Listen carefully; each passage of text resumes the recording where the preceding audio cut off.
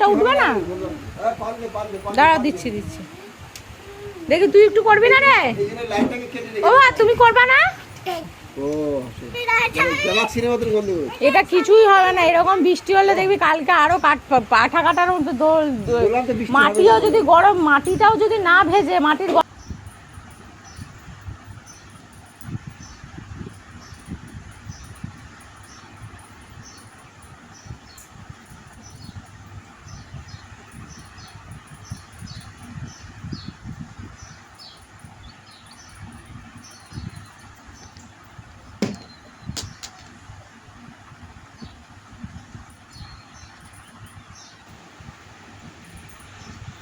কোথায় যাচ্ছ দেবাগ্নি?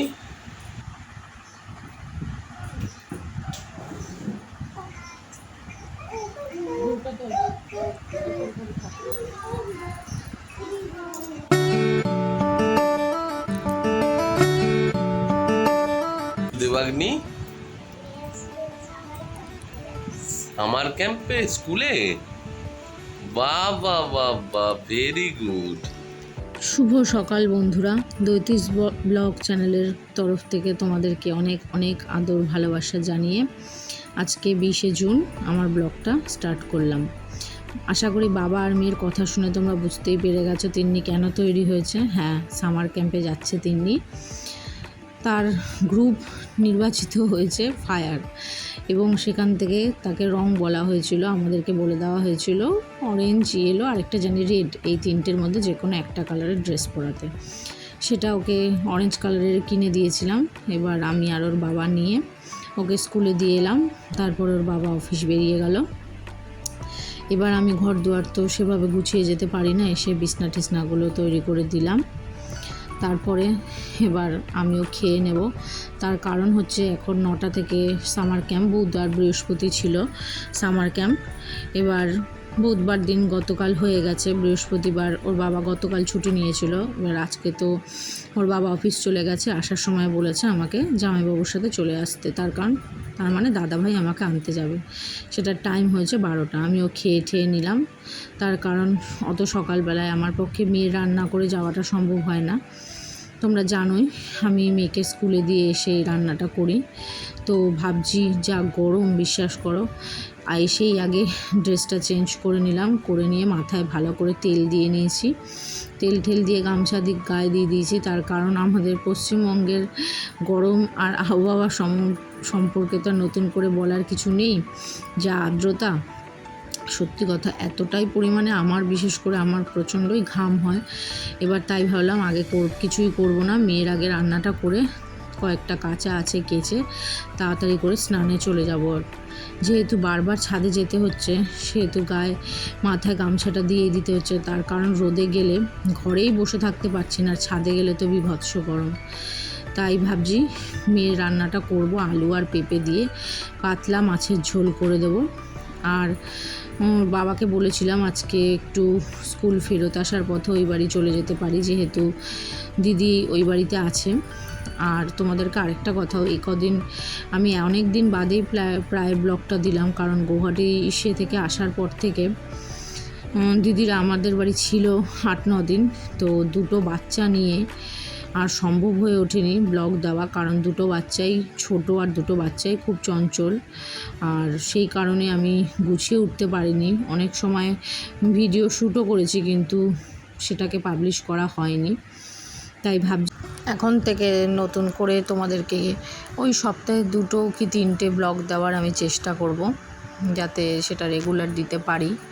সব কাজ সামলে যতটুকুনি পারি তোমাদেরকে শেয়ার করব। যদি তোমাদের ভালো লাগে সেইটুকুনি দেখতে, তাহলে তোমরা লাইক আর সাবস্ক্রাইব করে দিও।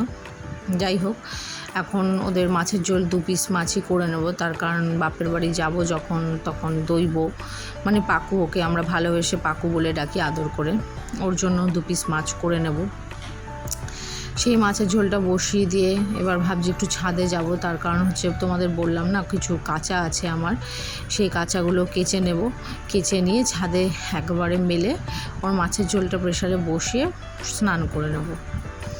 তো তোমরা দেখবে, জানো তো, তোমরা রান্না করতে করতে তোমরা হয়তো অনেক সময় দেখেছো আমার এই গ্যাসের পিছনে এই থালা দুটো দেওয়া আছে। এই থালা দুটো কিছুই নাই, থালা দুটো আসলে রান্নার গ্যাসে হাওয়াটা আটকানোর জন্য। আসলে আমাদের যখন বাড়ি ছিল তখন অনেকটাই ওখানটায় নিচু ছিল স্ল্যাবের তুলনায় গ্যাসটা, তো তখন উঁচু ছিল, তো অসুবিধা হতো না। নতুন করে বাড়ি করার পরে গ্যাসের ওই জায়গাটা অনেকটাই নিচু হয়ে গেছে, ফলে হাওয়াটা প্রচুর পরিমাণে ঢুকে যায় জানলাটা বড় হয়ে যাওয়ার কারণে। তো ওই জায়গাতে থার্মোকলও দিয়েছি, কিন্তু তাও যেহেতু আমার কিচেন চিমনি নেই, এতটাই নোংরা হয়ে যায়, তো বাধ্য হয়ে খুলেই ফেলতে হয়। তাই অবশেষে এখন ওই থালা দিয়েই কাজ চালাচ্ছি। দেখি পরে কিছু একটা ব্যবস্থা করতে হবে। তো ছাদে এলাম, তার কারণ হচ্ছে বললাম না যে দিদিরা এসেছিল, তারপরে আমিও কদিন একটু বাপের বাড়ি গেছিলাম দিদিদের সাথে, কদিন কাটিয়ে এলাম। তো তোষকগুলো যেহেতু নিচে বিছানা হয়েছিল ওরা যখন ছিল, তাই তোষক বালিশগুলো একটু রোদে দেবো, তাই রোদে দিয়েছিলাম সকালবেলায়। তো আমি রান্না করতে করতে হঠাৎ করে একটু আওয়াজ পেয়েছিলাম, তো তাই দেখতে এলাম যে বালিশগুলো পড়ে গেল কিনা, কারণ বালিশগুলো শুধুই আমি পাঁচিলের উপর দিয়ে এসেছিলাম। কাঁচার বালতিটা রেখে এলাম, কিন্তু মেলা হলো না। তার কারণ হচ্ছে কড়াইতে সবজিগুলো বসিয়ে দিয়ে গেছিলাম, সবজিগুলো যদি পুড়ে যায়, তাই ভাবলাম থাক, একবার যখন বাচ্চাটার খাবার করছি, একবার যদি পুড়ে যায় খাওয়াটা মুশকিল হয়ে যাবে। তাই প্রেশার কুকারে ঝোলটা বসিয়ে দিয়ে ততক্ষণ ওই ঝোলটা ফুটুক, প্রেশার কুকারে সিটি দিক, আমি বাকি ছাদের কাজগুলো সেরে নিই। তো শুকনো এই সকালবেলা এই জামাকাপড়গুলো দেওয়া হয়েছিল, এই জামাকাপড়গুলো প্রায় শুকিয়েই গেছে, কারণ যতটা পাচ্ছি কাজ এগিয়ে রেখে যাই, যতটা এগিয়ে থাকবে আমারই এগিয়ে থাকবে। আর তাই শুকনো জামাকাপড় কটা তুলে নিলাম, আর যে কটা হাতে কেচেছি এগুলো একটু মেলে দিই। আর ভাবছি যে এবার স্নান করে নেবো, তার কারণ হচ্ছে গরমে আর সত্যি পারা যাচ্ছে না, ওদিকে বেলাও এগিয়ে এলো। স্নানটা করেই নিয়েছি, রান্নাবান্না করে যেটুকুনি হাতের কাজ ছিল সব করে নিয়ে স্নানটা করে নিলাম। দাদাভাইও চলে এসছে, তো আমাদের স্কুল থেকে বলে দেওয়া হয়েছিল 12টার সময় বলেছিল, তবে যখন ওকে ছাড়তে যাই তখন বলে দিল আজকে 12:30 হবে ম্যাডাম। তাই দাদাভাই একটু আগে থাকতেই চলে এসছে। আমি বললাম তুমি চলে এসেছো, একটু বসো, জল টল খাও, আমি ততক্ষণ একটু স্নান করে রেডি হয়ে নিই। ওদের মেন ব্রাঞ্চেই অ্যাকচুয়ালি সামার ক্যাম্পটা হতো। এবছর থেকে আমার মেয়ে আদিত্য একাডেমি জুনিয়রে পড়ে, তা এই ব্রাঞ্চে গার্জিয়ান প্যারেন্টস অ্যালাউ নয়, তো প্রতিবার নাকি ওখানে প্যারেন্টসরা বসে। এবার যেহেতু এই জুনিয়র ব্রাঞ্চটা অনেকটাই ছোট, প্রভিশন এখানে গার্জিয়ানদের অ্যালাউ করার মতো নয়। তাই যাই হোক, দেখা যাক, বলেছে তো আমাদের প্রিন্সিপাল ম্যাম নেক্সট ইয়ার থেকে অ্যালাউ করবে। তো বাকিটা তোমাদের স্কুলে গিয়ে দেখা হচ্ছে।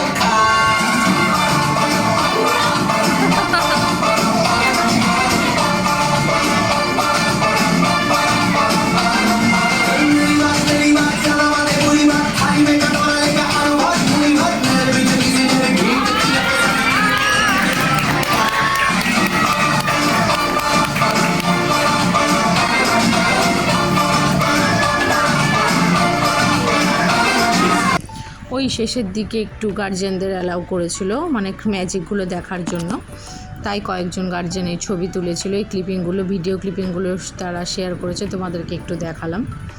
মেয়ে এসে দেখো, মেয়ে আগেই বলছিল এসে মা বৃষ্টি পড়লে ভিজবো, তো আমরা ফেরত আস্তে আস্তে প্রায় 1:30-1:45 হয়ে গেছে, স্কুল একটু দেরিতেই ছুটি হয়েছে, তাই সে এসেই ভেজা শুরু করে দিয়েছে। তার কারণ সে সকালবেলা বেরিয়েছিল তিন্নি, তখন তো স্নান করানো হয়নি।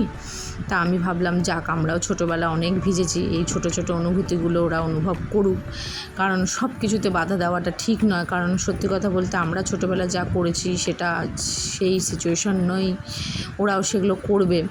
তো তার মধ্যে যতটুকুনি হয় ততটুকুনি উপভোগ করুক ওরা। তাই বৃষ্টিতে ভেজার পরে স্নান টান করিয়ে দিয়েছি, খাইয়ে ঘুম পাড়িয়ে একটু আমরাও শুয়েছিলাম। তো সন্ধ্যাবেলায় ওদেরকে ওরা খেলছে, আর আমি দিদিকে বললাম দিদি তুই কদিন আমার বাড়িতেও থাকলি, সেখানেও তোর ভুরুটা তুলতে পারলাম না, তো এখানে তুলে দিই। তো এই কাজগুলো আমি কোথাও শিখিনি, ওই ছোটোবেলায় মা ভুরু তুলতে একটু যেত, মার সাথে একটু পার্লারে যেতাম, ওই দেখতাম মার কেমনভাবে ভুরু তুলছে, ওই দেখতে দেখতে যেটুকুনি শেখায়, এগুলো বলতে পারো আমার একটা ভালো লাগা, কোনো রকমভাবে পেশাদারিত্ব নেই এখানে। তো যাই হোক, আমি ভুরুটা তুলে দিলাম, তারপর তোমরা দেখবে যতটুকুনি পেরেছি করেছি। তো মা ওদেরকে নিয়ে বসে আছে, মা ওদেরকে নিয়ে খেলাচ্ছে। আমি বলছি, মা দেখো তুলে তো দিচ্ছি এতদিন বাদে, তুমি ওদেরকে ধরে রেখো, কারণ কেউ যদি ধাক্কা দেয় দিদির ভুরু একদিকেরটা তো উড়ে যাবেই, আর জামাইবাবু এসে আমার মাথা পুরো শেষ করে দেবে। তো যাই হোক, ওরা খেলছে। এবার আমার একটু বাড়ি ফেরারও তাড়া আছে, কারণ ওর বাবা অফিস থেকে ফেরত যাওয়ার সময় আমাদেরকে নিয়ে যাবে, কারণ পরের দিন শুক্রবার আবার স্কুল আছে, শনি রবি ছুটি।